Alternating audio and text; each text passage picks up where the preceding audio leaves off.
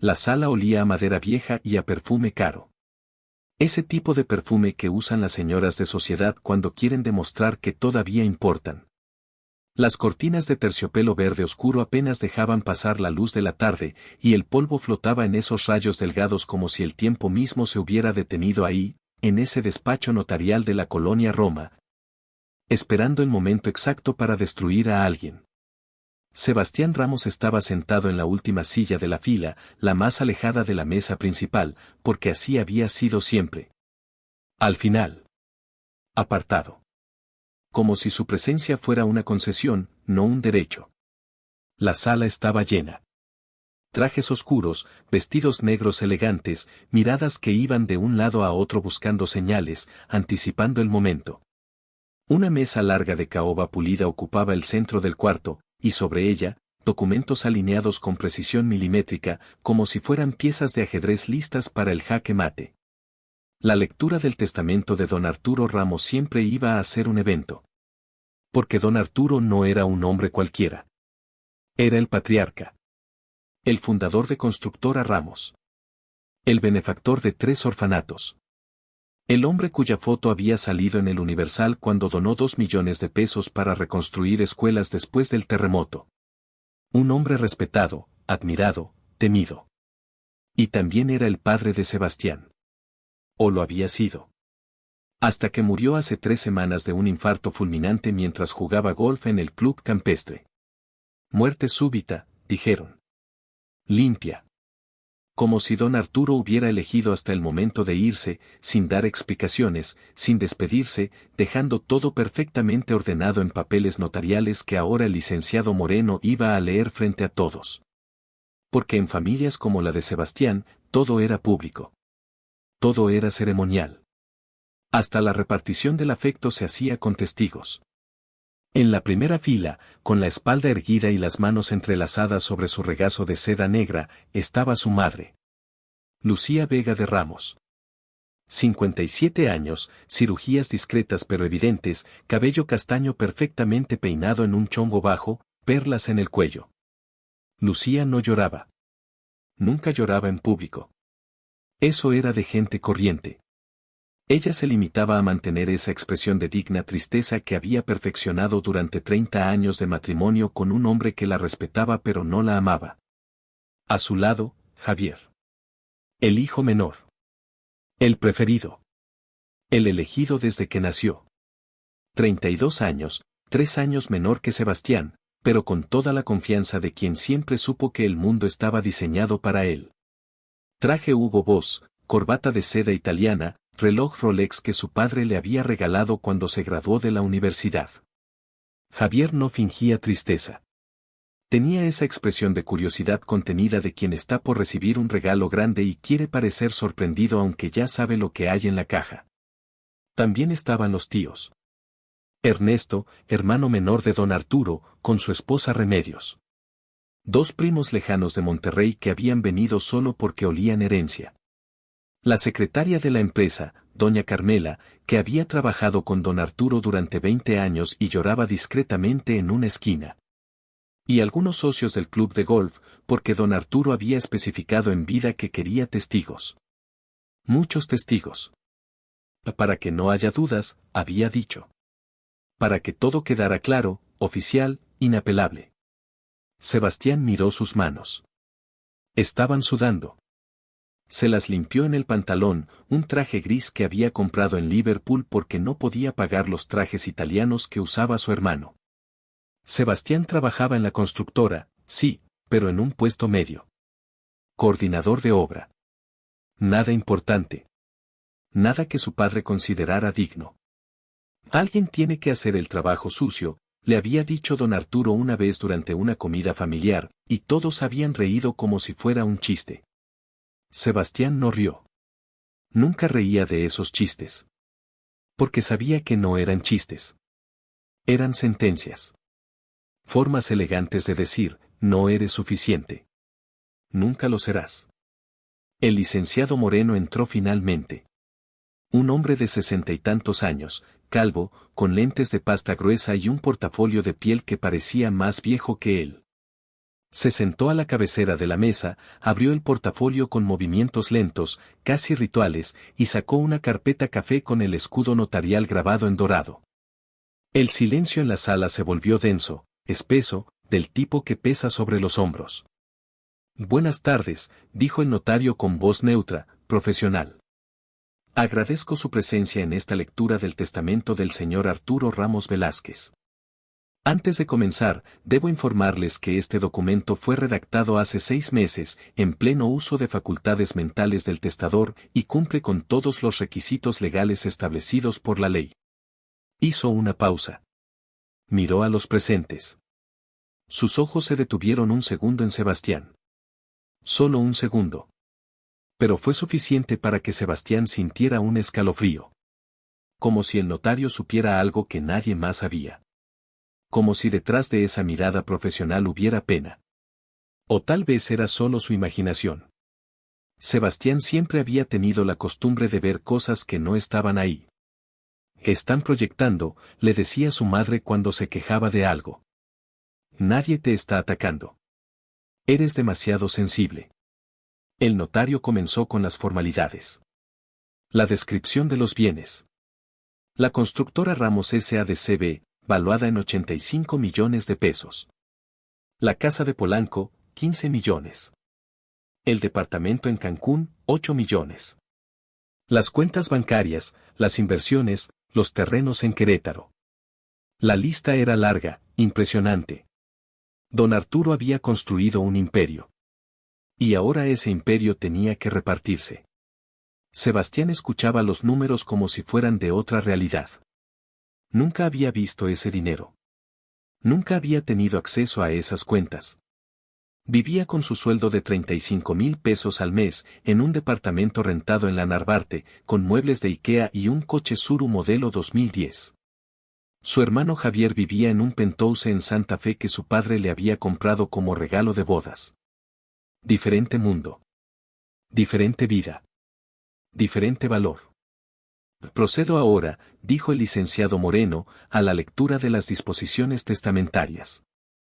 Aclaró su garganta. Todos se inclinaron hacia adelante imperceptiblemente. Hasta Sebastián, aunque sabía que no había nada para él. Nunca lo había habido. Dejo como heredero principal de la totalidad de mis bienes, leyó el notario, su voz llenando la sala como una sentencia divina, a mi hijo menor, Javier Ramos Vega. Los aplausos surgieron de inmediato. No fueron espontáneos.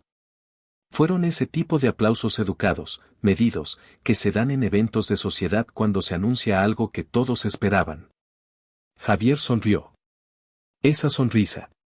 La sonrisa del príncipe heredero que finalmente recibe su corona. Se puso de pie, abrazó a su madre, estrechó la mano del notario. Lucía lloraba ahora, lágrimas elegantes que no arruinaban su maquillaje. Tu padre estaría orgulloso, le susurró a Javier, lo suficientemente alto para que todos escucharan. Los tíos felicitaban. Los primos calculaban mentalmente qué parte les tocaría cuando Javier decidiera ser generoso.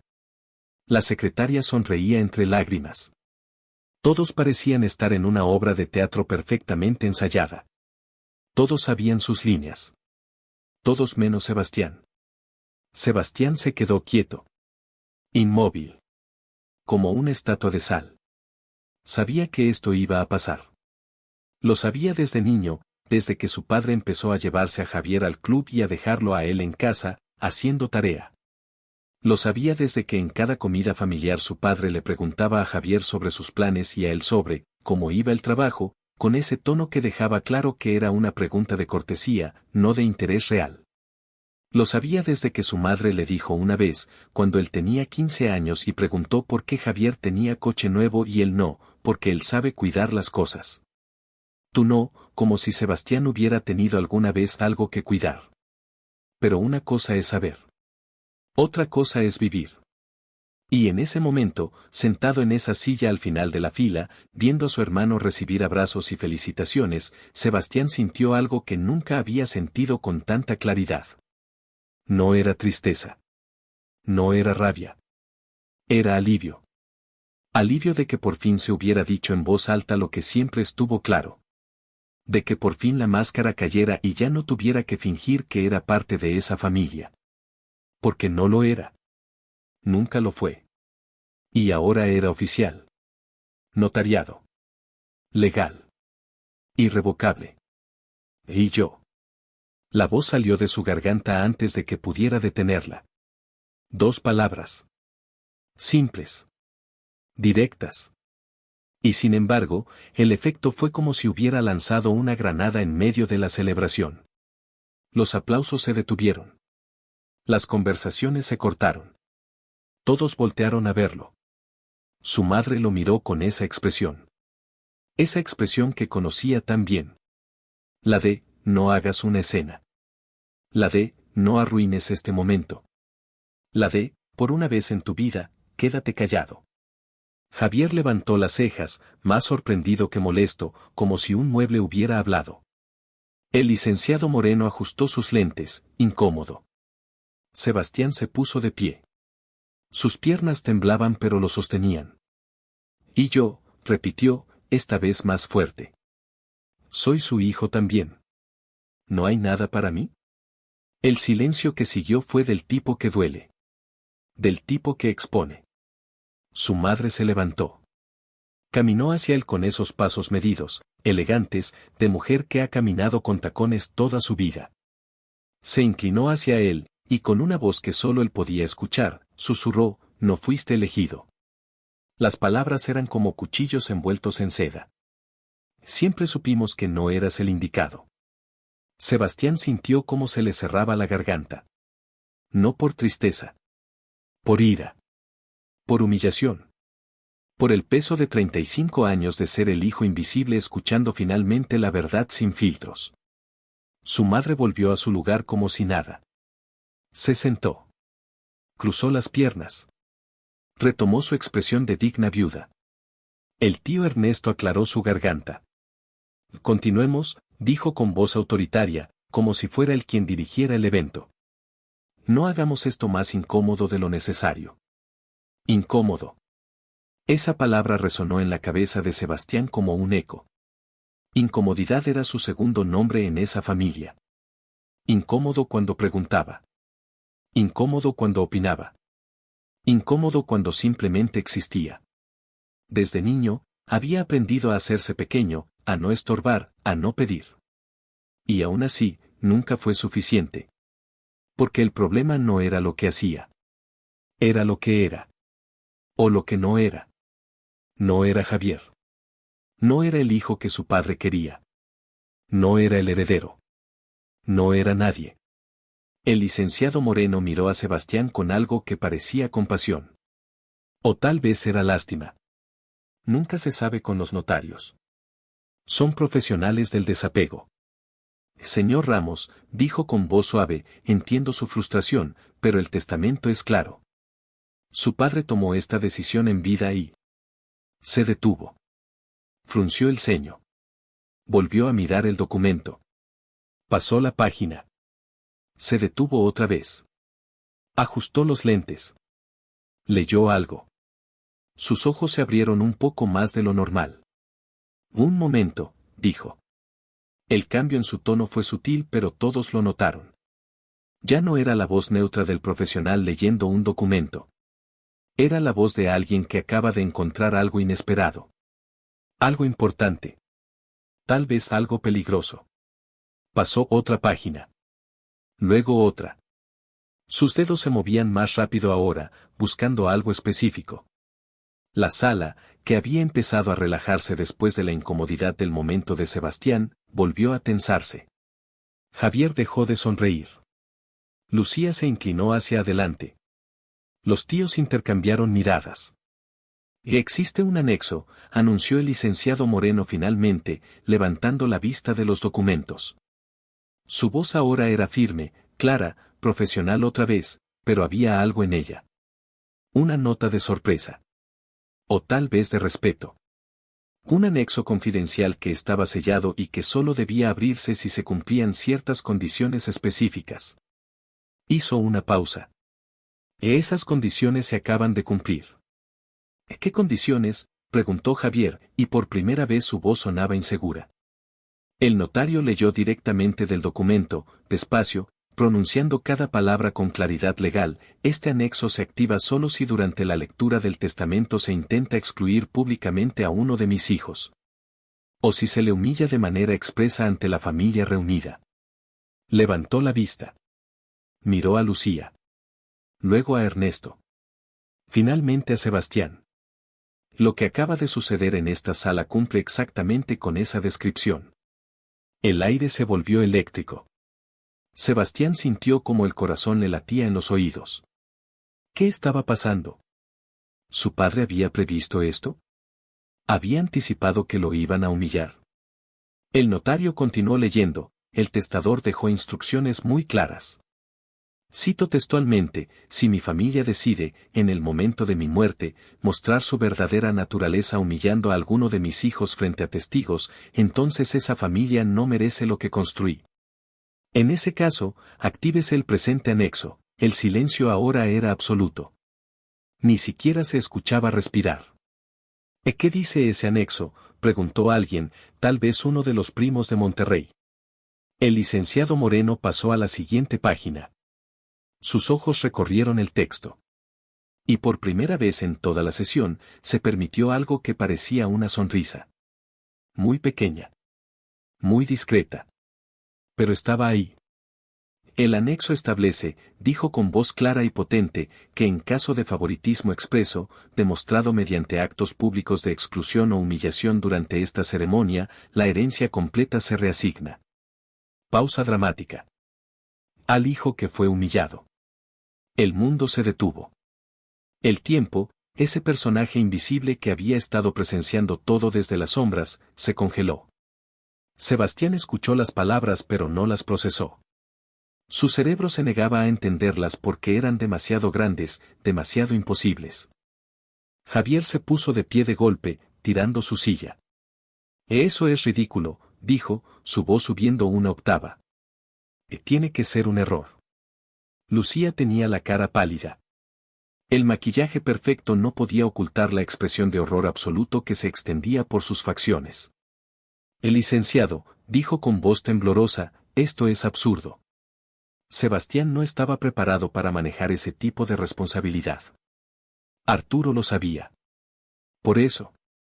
Precisamente, interrumpió el notario, levantando una mano. Lean conmigo lo que dice el testador. Leyó de nuevo, esta vez más despacio, saboreando cada palabra. Sé que dirán que no estaba preparado. Que no era el indicado. Que nunca fue suficiente. Dirán todas las cosas crueles que le han dicho durante años.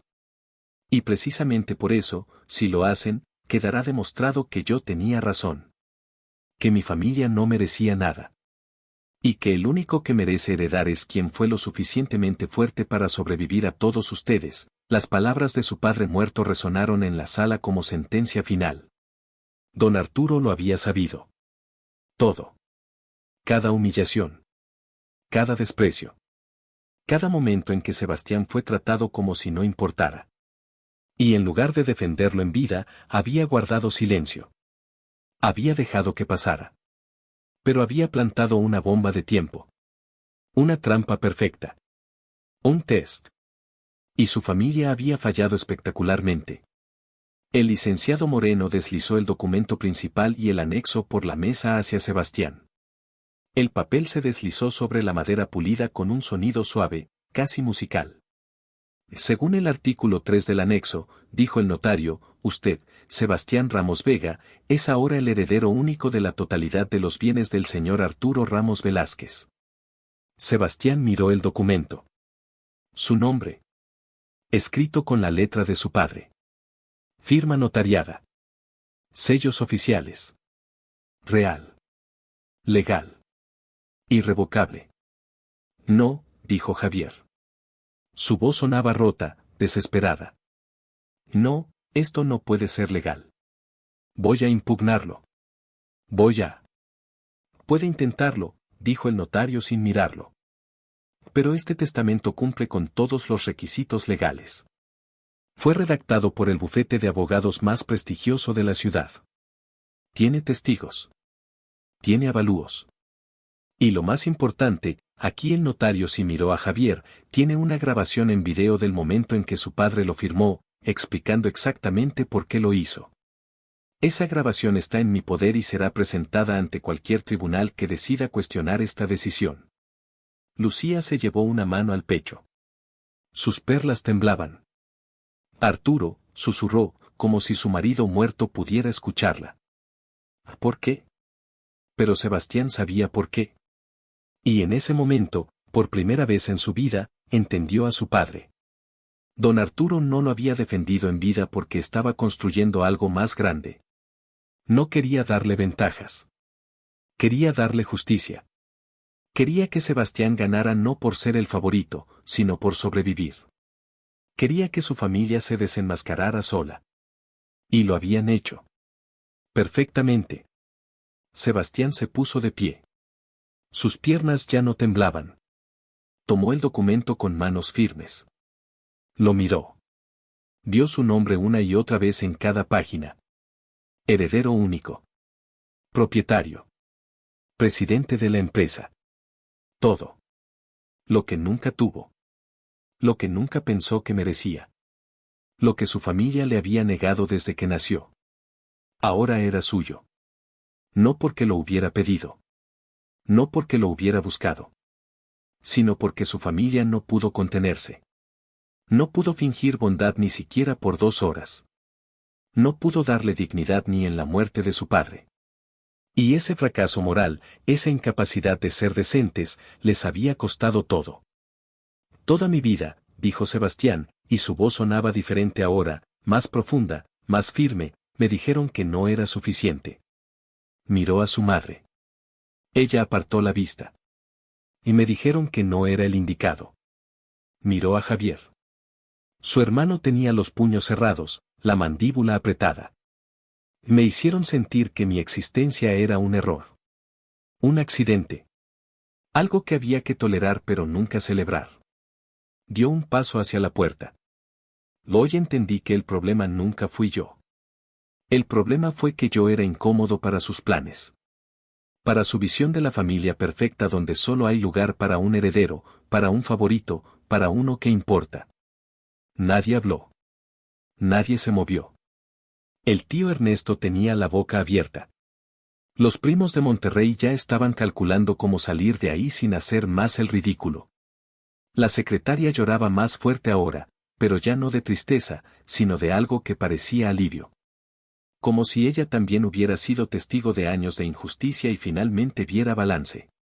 Sebastián tomó la carpeta con todos los documentos. El notario se la extendió con una reverencia casi imperceptible. Respeto. Eso era lo que había en sus ojos ahora. Respeto para el hombre que acababa de heredar un imperio pero que, más importante, acababa de heredar su dignidad. No vine aquí a ganar, dijo Sebastián mientras caminaba hacia la puerta. Y vine a dejar de perder por ustedes. Se detuvo en el umbral. Se giró una última vez. Y frente a todos, agregó, su voz resonando en la sala como un himno, frente a los mismos testigos que vinieron a celebrar mi exclusión, renací con lo que siempre intentaron negarme. Hizo una pausa. No su amor. Eso nunca lo tuve y ya no lo quiero. Sino mi valor. Mi lugar. Mi nombre. Salió del despacho notarial con la carpeta bajo el brazo. Las escaleras de mármol bajaban hacia la calle Roma, donde el atardecer de octubre pintaba todo de naranja y morado. El aire fresco de la Ciudad de México le golpeó la cara y por primera vez en 35 años, Sebastián respiró sin el peso de la expectativa familiar sobre sus hombros. Detrás de él, en esa sala de terciopelo verde y madera vieja, su familia seguía en shock. Procesando. Entendiendo que acababan de perder todo. No solo el dinero. No solo la empresa. Sino el control. El poder. La capacidad de seguir humillando sin consecuencias. No lo eligieron. Eso era cierto. Pero se eligieron mal. Se eligieron a sí mismos. Eligieron el favoritismo sobre la justicia. Eligieron la crueldad sobre la decencia. Eligieron humillar públicamente a un hijo en el momento en que debían honrar a un padre muerto. Y esa elección, esa decisión de ser exactamente quienes eran sin filtros ni máscaras, les había costado todo. Porque don Arturo Ramos había sido muchas cosas en vida. Frío. Distante. Calculador. Pero no era tonto. Y había conocido a su familia mejor que ellos mismos. Había sabido exactamente lo que harían. Y les había tendido la trampa perfecta. Una trampa de la que no había escape porque estaba construida con su propia naturaleza. Sebastián caminó por la Roma sin rumbo fijo. Pasó frente a cafeterías llenas de estudiantes, galerías de arte con exposiciones de pintores que nunca había oído nombrar, edificios art deco que habían visto mejor época pero que mantenían su dignidad. Llegó a la fuente de Cibeles. Se sentó en una banca. Abrió la carpeta. Leyó otra vez su nombre en cada documento. Presidente. Propietario. Heredero. Las palabras se sentían extrañas. Como ropa de otra persona. Pero eran suyas. Legalmente, irrevocablemente suyas. Su celular empezó a sonar. Javier. Rechazó la llamada. Volvió a sonar. Su madre. Rechazó. El tío Ernesto. Rechazó. Mensaje tras mensaje empezó a llenar su pantalla. Necesitamos hablar. No hagas nada precipitado. Piensa en la familia. Podemos llegar a un acuerdo. No seas egoísta. La misma familia que 5 minutos antes lo había humillado públicamente ahora le pedía consideración. Ahora apelaban a la unidad familiar. Ahora él era importante. Ahora su voz importaba. Qué conveniente. Qué predecible. Qué patético. Sebastián apagó el celular. Guardó la carpeta. Se quedó ahí sentado, viendo cómo la noche caía sobre la ciudad. Las luces se encendían una por una. Los camiones pasaban llenos de gente regresando del trabajo. Vendedores ambulantes ofrecían elotes, tamales, atole de fresa. Vida normal. Vida real. Vida que seguía sin importarle el pequeño terremoto que acababa de suceder en un despacho notarial de la Roma. Y Sebastián se dio cuenta de algo. No sentía triunfo. No sentía venganza. Solo sentía cansancio. Un cansancio profundo, antiguo, de 35 años cargando una familia sobre los hombros. Esa noche, Sebastián no volvió a su departamento de la Narvarte. Fue a un hotel en la Condesa. El Condesa DF, pequeño, boutique, caro. Se registró. Pidió la suite más cara que tenían. Subió. Se quitó el traje gris de Liverpool. Se dio una ducha larga, dejando que el agua caliente se llevara años de humillación. Se puso la bata del hotel. Pidió servicio a habitación. Un filete, vino tinto, postre de chocolate. Comió despacio, saboreando cada bocado, viendo por la ventana las luces de la ciudad. Y por primera vez en mucho tiempo, no se sintió culpable por gastar dinero en sí mismo. Porque ahora tenía dinero. Mucho dinero. Más dinero del que jamás había soñado. Pero más importante que el dinero, tenía algo que nunca había tenido, poder de decisión. A la mañana siguiente, Sebastián fue directo al bufete de abogados que había redactado el testamento de su padre. Sánchez, Gutiérrez y Asociados. Oficinas elegantes en Reforma. Lo recibió el socio principal, licenciado Héctor Sánchez, un hombre de 60 años con cabello plateado y traje inglés. Señor Ramos, dijo estrechando su mano con firmeza, su padre me pidió que lo atendiera personalmente cuando llegara este día. Dijo que usted vendría confundido, tal vez asustado, definitivamente abrumado. ¿Tenía razón? Sebastián asintió. Las 3 cosas. El licenciado sonrió. Siéntese. Tengo algo que mostrarle. Lo llevó a una sala de conferencias privada. Cerró la puerta. Puso un USB en la computadora. Su padre grabó esto hace 6 meses, cuando modificó su testamento por última vez. Me pidió que se lo mostrara solo a usted, solo cuando todo hubiera concluido. Presionó play. La pantalla se llenó con la imagen de don Arturo Ramos, sentado en esa misma sala de conferencias. Vivo. Saludable. Con esa expresión seria que Sebastián conocía tan bien. Sebastián, dijo su padre en la pantalla, y era extraño escuchar su voz después de 3 semanas de silencio, si estás viendo esto, significa que mi plan funcionó. Significa que tu madre y tu hermano no pudieron contenerse. Significa que hicieron exactamente lo que sabía que harían. Don Arturo se inclinó hacia la cámara. No fui un buen padre contigo. Lo sé. Lo supe siempre. Pero no por las razones que crees. Sebastián se inclinó hacia adelante, el corazón latiéndole rápido. Su padre continuó, cuando naciste, tu madre estaba obsesionada con tener el hijo perfecto. El heredero perfecto. Y tú eras perfecto. Eras inteligente, sensible, curioso.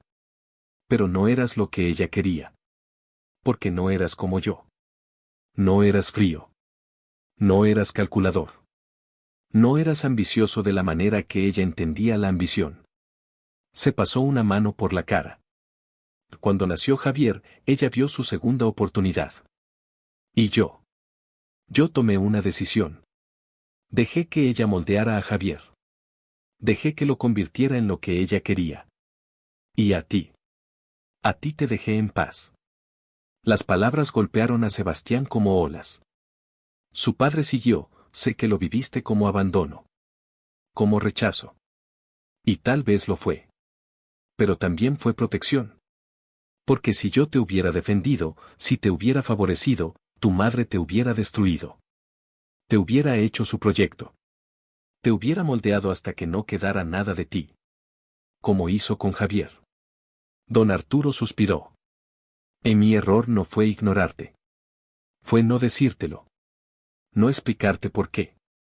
Pensé que era mejor dejarte vivir sin el peso de saber que eras el único real en una familia de actuaciones. La grabación continuó. Construí este testamento como una trampa. Como una prueba. Porque necesitaba saber si tenía razón.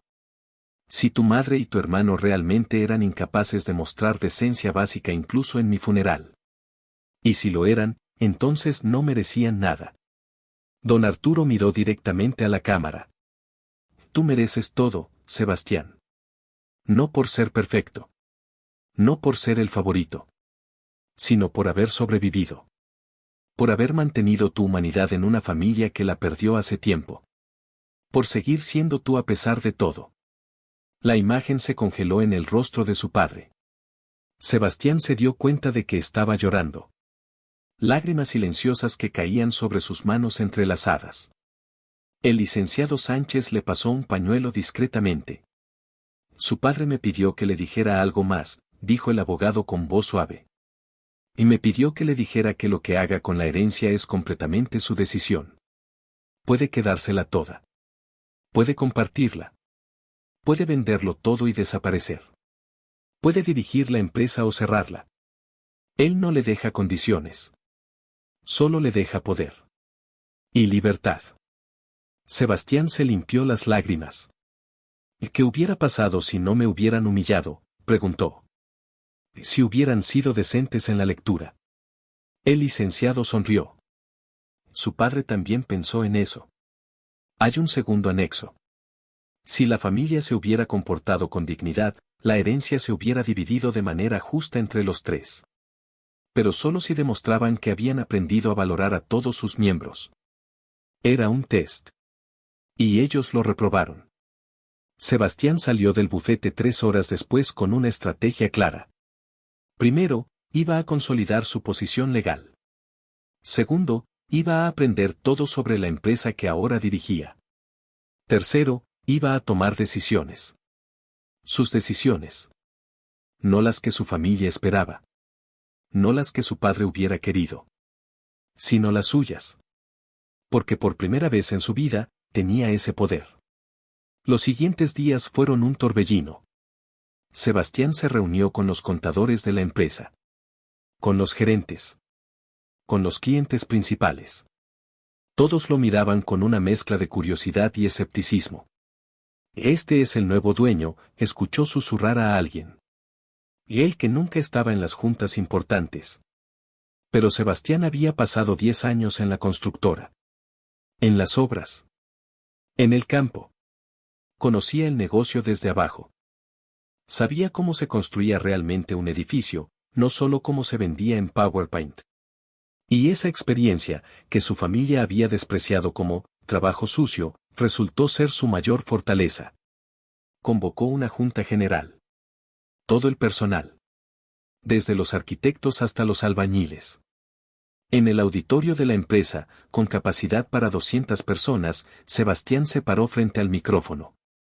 Las manos le sudaban pero la voz le salió firme. Muchos de ustedes me conocen, dijo. He trabajado aquí durante 10 años. Coordinando obras. Resolviendo problemas en campo. Manchándome las manos. Pausa. Otros no me conocen porque nunca estuve en las juntas directivas. Nunca fui la cara de la empresa. Pero ahora soy el dueño. Y vamos a hacer las cosas diferentes. Explicó su visión. Mejores salarios para los trabajadores de base. Prestaciones reales, no solo las que marca la ley. Guarderías para los hijos de los empleados. Becas escolares. Seguro de vida. Esta empresa se construyó sobre el trabajo de gente que nunca tuvo voz, dijo. Hoy eso cambia. Hoy todos tenemos voz. Los aplausos fueron tímidos al principio. Nadie confiaba en promesas. Pero cuando Sebastián anunció que el primer bono especial se depositaría esa misma semana, los aplausos se volvieron reales. Javier intentó sabotear todo, por supuesto. Llamó a los socios del club de golf de su padre. Intentó convencerlos de retirar contratos. Pero la mayoría le dio la espalda. Porque Javier nunca había hecho el trabajo real. Solo había jugado golf y cerrado tratos en comidas caras. Cuando las cosas se pusieron difíciles, cuando hubo que defender presupuestos y negociar con sindicatos, fue Sebastián quien lo hizo. Y la gente lo recordaba. Lucía intentó una estrategia diferente. Culpa. Hijo, le dijo una tarde cuando finalmente contestó una de sus llamadas, esto está destruyendo a la familia. Tu hermano está devastado. Los tíos no nos hablan. Piensa en nosotros. Sebastián se quedó en silencio un momento. Luego dijo, pensé en ustedes durante 35 años. Ahora voy a pensar en mí. Y colgó. Pasaron los meses. Sebastián vendió la casa de Polanco. Era demasiado grande, demasiado llena de recuerdos que no eran suyos. Compró un departamento en la Condesa. Moderno, luminoso, con plantas en cada rincón. Se compró ropa nueva. No trajes italianos. Vaqueros buenos, camisas de lino, botas de cuero. Se dejó crecer la barba que siempre había querido tener pero que su madre decía que se veía descuidada. Empezó terapia.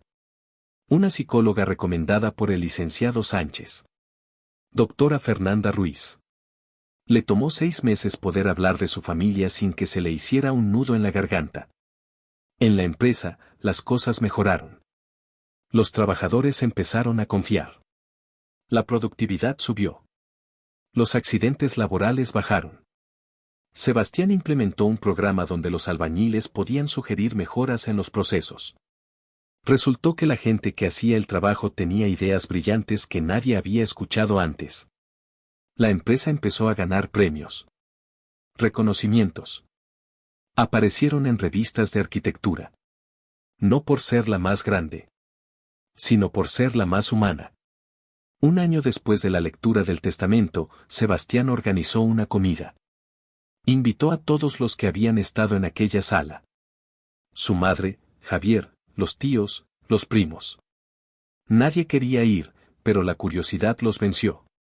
Se reunieron en un restaurante de Polanco. Mesa larga, manteles blancos, meseros discretos. Todos llegaron con caras tensas, esperando algún tipo de venganza. Esperando que Sebastián los humillara como ellos lo habían humillado. Pero Sebastián solo quería decir algo. Cuando todos estuvieron sentados, se puso de pie. Los invité, dijo sin preámbulos, porque quiero que sepan algo. No los odio. No los perdono tampoco. Simplemente. Los entiendo. Miró a su madre. Pasé años preguntándome qué había hecho mal. ¿Qué faltaba en mí? Pero ahora entiendo que el problema nunca fue mío. Era de ustedes. Su incapacidad de amar sin condiciones. Su necesidad de tener un favorito, un elegido, alguien que cumpliera sus expectativas mientras el resto solo llenaba espacio. Lucía tenía los ojos brillantes pero no lloraba. Javier miraba su plato. Los tíos intercambiaban miradas incómodas. Les agradezco, continuó Sebastián, por ser exactamente quienes son. Porque si hubieran fingido un poco más de decencia ese día, yo no estaría aquí. No sería libre. Seguiría siendo el hijo invisible, el que no cuenta, el que está ahí porque la ley no permite borrarlo del acta de nacimiento. Se permitió una sonrisa pequeña. Su crueldad me liberó. Y por eso, de una manera retorcida, les debo gratitud. ¿Entonces qué quieres?, preguntó Javier, su voz llena de resentimiento. ¿Vernos sufrir? Sebastián negó con la cabeza. Quiero que vivan sus vidas. Yo voy a vivir la mía. Lejos de ustedes. Sin rencor pero también sin contacto. Miró alrededor de la mesa. Esta es la última vez que nos vemos como familia.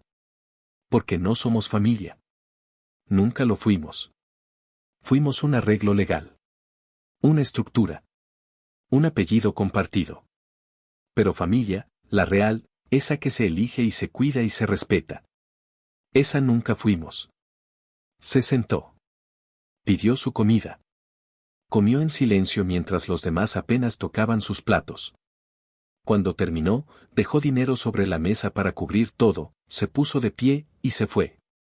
No hubo despedidas. No hubo abrazos falsos. Solo una salida limpia, definitiva, final. Y mientras caminaba por las calles de Polanco hacia su coche, Sebastián sintió algo que no había sentido en toda su vida. Paz. La paz de quien cerró un capítulo sin arrepentimiento.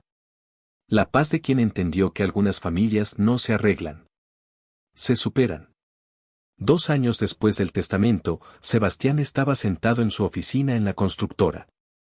Oficina que había rediseñado completamente. Paredes de vidrio, plantas, luz natural. Nada que ver con el despacho oscuro y formal que había sido de su padre. Estaba revisando los planos de un nuevo proyecto cuando tocaron la puerta. Adelante, dijo sin levantar la vista. Cuando levantó la cabeza, se encontró con una mujer de unos 30 años. Cabello largo oscuro, ojos verdes, sonrisa tímida. ¿Sebastián Ramos?, preguntó. Sí, respondió él, intrigado. ¿Nos conocemos? La mujer entró, cerró la puerta detrás de ella. No directamente. Me llamo Valeria Soto. Soy arquitecta. Trabajé en el proyecto del hospital que tu empresa construyó el año pasado. Sebastián asintió. Recuerdo ese proyecto. ¿Qué puedo hacer por ti? Valeria sacó una carpeta de su bolso. Vengo a proponer algo inusual. Tengo un proyecto para construir una escuela en una comunidad rural de Oaxaca. Los fondos ya están. Lo que necesito es una constructora que quiera hacerlo por lo que significa, no solo por lo que paga. Sebastián tomó la carpeta. Revisó los planos. Era un proyecto hermoso. Aulas luminosas, patios amplios, diseño sustentable. Es ambicioso, dijo. Y probablemente caro. Valeria asintió. Por eso nadie quiere tomarlo. No es rentable en términos tradicionales. Pero. Dudó. Leí sobre los cambios que hiciste en tu empresa. Sobre cómo priorizas a la gente sobre las ganancias. Y pensé que tal vez. Sebastián sonrió. Tal vez estaría interesado en construir algo que importe. Exacto. Se reunieron 3 veces más esa semana. Para hablar del proyecto. De Oaxaca. De arquitectura. De por qué ambos habían elegido una profesión donde mezclas concreto y sueños. En la cuarta reunión, Sebastián se dio cuenta de que estaba esperando con ansias verla llegar. No solo para hablar de trabajo. En la quinta reunión, Valeria llegó con café de olla y pan dulce de una panadería de la Roma. Es que el café de oficina es horrible, dijo. Sebastián rió. Había olvidado cómo se sentía reír así. Libre. Real. La escuela en Oaxaca se construyó en 8 meses. Sebastián fue a la inauguración. Valeria también. Vieron a los niños correr por los patios que habían soñado juntos. Vieron a los maestros llorar de felicidad por tener un espacio digno. Y en ese momento, bajo el sol de Oaxaca, entre montañas y nubes, Sebastián entendió algo. Su padre no le había dejado solo dinero. Le había dejado la oportunidad de construir una vida que importara. Una vida con propósito. Una vida donde las decisiones fueran suyas. Gracias, le dijo a Valeria esa noche, mientras cenaban tlayudas en un mercado local. ¿Por qué?, preguntó ella, genuinamente confundida. Por recordarme que esto, señaló alrededor, al mercado lleno de gente, a la escuela que habían construido, a la vida simple y real, esto es lo que importa. No los testamentos. No las herencias. No demostrarle nada a nadie. Sino hacer algo que deje huella. Valeria sonrió. ¿Sabes qué es lo más loco?, dijo. Que ni siquiera conocía tu historia cuando te busqué. No sabía del testamento, ni de tu familia, ni de nada. Solo sabía que había un constructor que pagaba salarios justos y que parecía entender que los edificios los hacen personas. Sebastián sintió algo cálido en el pecho. Por primera vez, alguien lo había elegido sin conocer su nombre completo. Sin saber de dónde venía. Solo por lo que hacía. ¿Por quién era? Se hicieron novios 3 meses después. Fue simple. Estaban revisando planos un domingo por la tarde en el departamento de Sebastián cuando Valeria dijo, ¿sabes? Creo que me gustas. Sebastián levantó la vista de los planos. ¿Crees? Ella rió. Estoy como 97% segura. Yo estoy 100% seguro de que tú me gustas, respondió él. Entonces está decidido. Somos novios. Y así de fácil fue. Sin drama. Sin complicaciones. Solo 2 personas que se encontraron en el momento correcto. 1 año después se casaron. Ceremonia pequeña en un jardín de Cuernavaca. Solo amigos cercanos. Empleados de la constructora que se habían vuelto familia. La doctora Ruiz, su terapeuta. El licenciado Sánchez. El licenciado Moreno, el notario que había leído el testamento. Valeria llevaba un vestido sencillo de algodón blanco. Sebastián un guayabera de lino. No hubo familia de sangre de su lado. Y no le importó. Porque había aprendido que la familia no es quien comparte tu apellido. Es quien celebra tus victorias sin celos y te sostiene en tus caídas sin juicio. 5 años después del testamento, Sebastián estaba en su oficina una tarde de noviembre cuando recibió un correo. Era de su madre. El asunto decía, por favor, lee esto. Dudó un momento. Luego abrió. Sebastián, decía el mensaje, sé que no tengo derecho a pedirte nada. Sé que te fallé en formas que no puedo reparar. Pero estoy enferma. Los doctores dicen que me quedan meses. Y antes de irme, necesito que sepas algo. Tu padre me dejó una carta. Me la dio el notario hace un mes, con instrucciones de abrirla solo si yo buscaba contactarte. La abrí. Y entendí cosas que debí entender hace 30 años. El correo continuaba. No te pido perdón. Sería insultante. Lo que te hice no tiene perdón. Pero quiero que sepas que tu padre siempre te amó. De una manera rara, distante, que yo no entendía. ¿Y que yo? Yo estaba tan obsesionada con crear la familia perfecta que destruí la familia real. Lo siento. No espero respuesta. Solo quería que lo supieras. Sebastián leyó el correo 3 veces. No sintió rabia. No sintió tristeza. Solo sintió. Nada. Un vacío tranquilo. Cerró el correo. No respondió. No porque fuera cruel, sino porque no había nada que decir. Algunas relaciones no se reparan. Se honran con silencio. Su madre murió 2 meses después. Sebastián no fue al funeral. Envió flores. Gladiolas blancas. Sin tarjeta. Era lo correcto. Lo digno. Pero no más que eso. Javier lo llamó después. Ni siquiera viniste, le reclamó. Y era tu madre. Era la madre de todos, respondió Sebastián con calma. Ustedes se encargan de llorarla. Yo me encargo de vivir. Colgó. Y esa fue la última vez que habló con su hermano. Hoy, Sebastián tiene 42 años. Dirige una constructora exitosa y humana. Está casado con una mujer que lo elige todos los días. Tienen 2 hijos. Emma, de 3 años.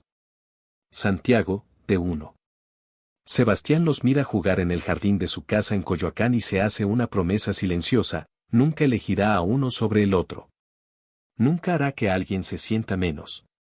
Nunca usará su amor como moneda de cambio.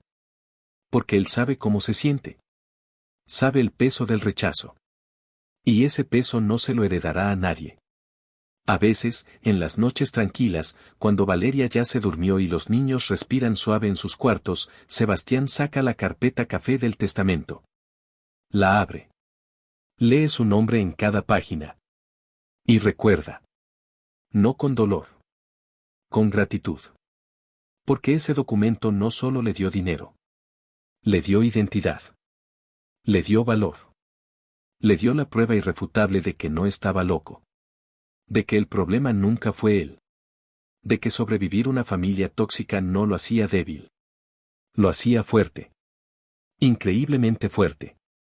Y en esos momentos de silencio y memoria, Sebastián entiende algo profundo: su padre le dio el regalo más extraño pero más valioso. No lo protegió en vida. Lo preparó para la muerte. Le enseñó, de la manera más brutal posible, que el amor no se mendiga. Que la dignidad no se negocia. Que pertenecer a una familia que te desprecia es peor que no pertenecer a nada. Y que a veces, la mayor bendición es ser rechazado por quienes no merecían tenerte. No fue elegido. Esa frase que su madre susurró como sentencia resultó ser la llave de su libertad. Porque cuando no te eligen, dejas de esperar ser elegido. Dejas de modificarte para encajar. Dejas de pedir permiso para existir. Y empiezas a elegirte a ti mismo. A construir una vida basada en tus valores, no en sus expectativas. A rodearte de gente que te celebra, no que te tolera. A entender que el rechazo de quien no te merece es en realidad redirección hacia quien sí. Su familia se eligió mal. Se eligieron a sí mismos. Eligieron la apariencia sobre la sustancia. El favoritismo sobre la justicia. La crueldad conveniente sobre la bondad incómoda. Y esa elección, hecha pública frente a testigos, les costó todo. Porque don Arturo Ramos había entendido algo que ellos no: que el carácter se revela en los detalles. En cómo tratas a quien no puede defenderse. En si puedes mostrar decencia cuando nadie te obliga. En si tu bondad sobrevive a la ausencia de testigos. Y ellos fallaron. Espectacularmente. Públicamente. Irrevocablemente. Y ese fracaso se convirtió en el renacimiento de Sebastián. Porque frente a todos, frente a los mismos testigos que vinieron a celebrar su exclusión, Sebastián renació. No con venganza. No con rencor. Sino con poder. El poder de elegir su propia vida. De construir su propio legado. De definir su propio valor. De ser, finalmente, plenamente, sin disculpas, quien siempre debió ser. La sala aquel día olía a madera vieja y perfume caro. Pero Sebastián ahora vive rodeado del olor de café recién hecho, libros nuevos, risas de niños, plantas floreciendo. Las cortinas de terciopelo verde fueron reemplazadas por ventanas abiertas que dejan pasar todo el sol. La mesa de caoba donde se leyó su sentencia fue reemplazada por mesas de trabajo donde se construyen sueños. Y el silencio pesado de aquella tarde fue reemplazado por conversaciones genuinas, abrazos reales, amor sin condiciones. Porque eso es lo que pasa cuando te liberas de una familia que nunca te valoró. No pierdes una familia. Ganas espacio para construir la tuya. La real. La elegida. La que se basa en respeto mutuo, no en obligación genética. Y esa familia, la que Sebastián construyó con sus propias manos, con su propio corazón, con sus propias decisiones, es infinitamente más valiosa que cualquier herencia. Porque es auténtica. Es libre. Es suya. Y cuando sus hijos le pregunten algún día sobre sus abuelos, sobre tíos y primos que no conocen, Sebastián les dirá la verdad.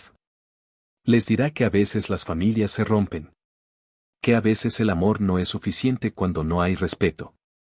Que a veces lo más valiente que puedes hacer es alejarte de quien te hace daño, aunque compartan tu sangre. Y que está bien. Que está más que bien. Que es necesario. Porque proteger tu paz no es egoísmo. Es supervivencia. Y sobrevivir con tu humanidad intacta es el mayor triunfo. No fuiste elegido. Esas palabras que debían destruirlo terminaron construyéndolo. Porque cuando nadie te elige, aprendes a elegirte a ti mismo. Y esa elección, esa decisión de valorarte cuando nadie más lo hace, de respetarte cuando nadie más te respeta, de amarte cuando nadie más te ama, esa es la elección que cambia todo. La que lo transforma todo. La que te libera de verdad. Y Sebastián, sentado en su porche una tarde de primavera, viendo a sus hijos perseguir mariposas en el jardín, con Valeria a su lado leyendo un libro, con el sol pintando todo de dorado. Entiende que su vida empezó el día en que su familia lo humilló públicamente. Porque ese día, sin saberlo, le dieron permiso de irse. De ser libre. De construir algo mejor. Y él tomó ese permiso y lo convirtió en su salvación. No lo eligieron. Se eligieron mal. Y frente a todos, él renació. No con lo que intentaron negarle. Sino con lo que siempre tuvo y nunca vieron, dignidad, fuerza, capacidad de amar sin condiciones, de construir sin destruir, de ganar sin que nadie pierda. Y esa victoria silenciosa, ese triunfo que no necesita testigos ni aplausos, es la más dulce de todas. Porque es real. Es suya. Y nadie, absolutamente nadie, se la puede quitar. La historia de Sebastián es la historia de todos los hijos no elegidos. Los segundos. Los olvidados. Los que siempre fueron suficientes pero nunca fueron vistos. Es la historia de sobrevivir una familia que te enseña más por su ausencia que por su presencia. De entender que el rechazo familiar no es un diagnóstico de tu valor sino de su incapacidad. De transformar la humillación en combustible, no para venganza, sino para construcción. Para crear una vida tan plena, tan auténtica, tan rica en amor real, que el amor falso que perdiste se vuelva irrelevante. Y si esta historia llegó hasta ti, si algo en ella resonó en tu pecho, si sentiste el nudo en la garganta de quien ha sido el hijo invisible, escucha esto, no estás loco. No estás exagerando. No eres demasiado sensible. Fuiste rechazado por gente que no tenía la capacidad de valorarte. Y eso dice todo sobre ellos y nada sobre ti. Porque tú eres valioso. Mereces ser elegido. Y si tu familia no te eligió, entonces elige tú. Elige salir. Elige sanar. Elige construir una vida donde no tengas que mendigar amor ni negociar dignidad. Donde seas celebrado por existir, no tolerado a pesar de existir. No será fácil. Dolerá. Habrá noches donde dudes. Días donde la culpa intente traerte de regreso. Pero resiste. Porque del otro lado de ese dolor está tu vida real. La que mereces. La que construyes con tus manos y tu corazón. Y esa vida, aunque comience con rechazo, termina con plenitud. Con paz. Con la clase de felicidad que solo conocen quienes se atrevieron a elegirse a sí mismos cuando nadie más los eligió. Sebastián lo hizo. Y tú también puedes. No porque seas especial. Sino porque eres humano. Y los humanos tenemos esta capacidad extraordinaria de renacer. De tomar el dolor y transformarlo en poder. De tomar el rechazo y convertirlo en redirección.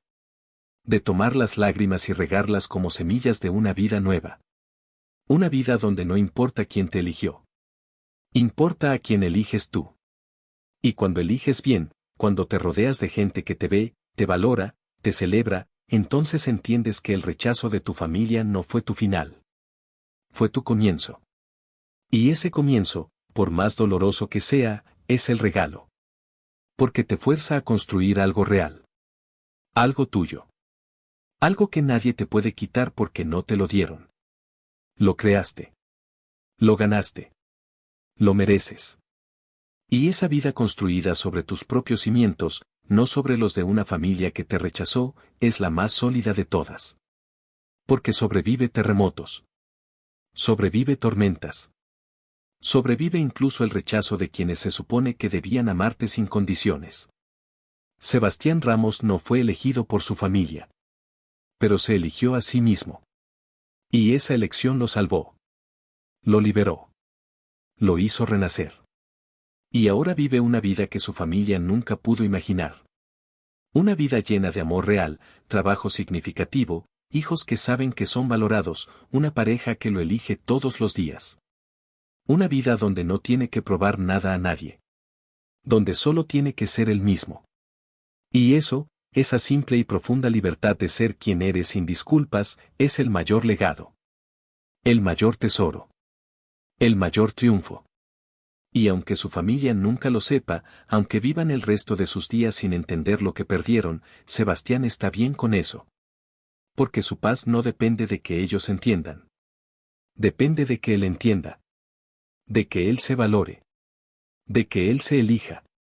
Y eso ya lo hizo. Hace años. Ese día en aquella sala de terciopelo verde, cuando su madre susurró, no fuiste elegido, y él, sin saberlo en ese momento, se liberó. Porque cuando nadie te elige, finalmente te das permiso de elegirte a ti mismo. Y esa elección, esa decisión valiente de valorarte cuando nadie más lo hace, es la que cambia todo. Porque no necesitas que te elijan. Necesitas elegirte. Y cuando lo haces, cuando realmente te eliges a ti mismo, tu vida entera cambia. Las puertas que parecían cerradas se abren. Las oportunidades que parecían imposibles se vuelven reales. Y la paz que buscabas en la aprobación de otros la encuentras finalmente en tu propia aceptación. En tu propio respeto. En tu propio amor. Sebastián encontró esa paz. Y ahora vive rodeado de ella. En su casa de Coyoacán. Con su familia elegida. Con sus sueños hechos realidad. Con la certeza de que vale la pena. De que siempre valió la pena. De que el problema nunca fue él. Y de que la mejor venganza no es destruir a quien te rechazó. Es construir una vida tan bella que su rechazo se vuelva irrelevante. Si esta historia tocó algo en ti, si reconociste tu propio dolor en estas palabras, te invito a que te suscribas al canal Historias para Distraerte. Aquí compartimos historias reales de personas que enfrentaron el rechazo, la humillación, la injusticia, y lograron salir adelante. Historias de resiliencia, de justicia emocional, de renacimiento. Subimos videos nuevos todos los días porque creemos que cada historia de superación importa. Que cada voz merece ser escuchada. Y que en el dolor compartido encontramos la fuerza para sanar. No estás solo en esto. Nunca lo estuviste. Estas historias están aquí para recordártelo. Suscríbete, activa la campanita y acompáñanos en este viaje hacia la sanación, la justicia y la paz. Porque tu historia también importa. Y merece ser contada. Merece ser celebrada. Merece ser vista. Tal como tú mereces ser elegido. Y si nadie más te elige, entonces elígete tú. Porque esa elección, esa decisión valiente y necesaria, es la que cambia todo. La que lo transforma todo. La que te libera para siempre.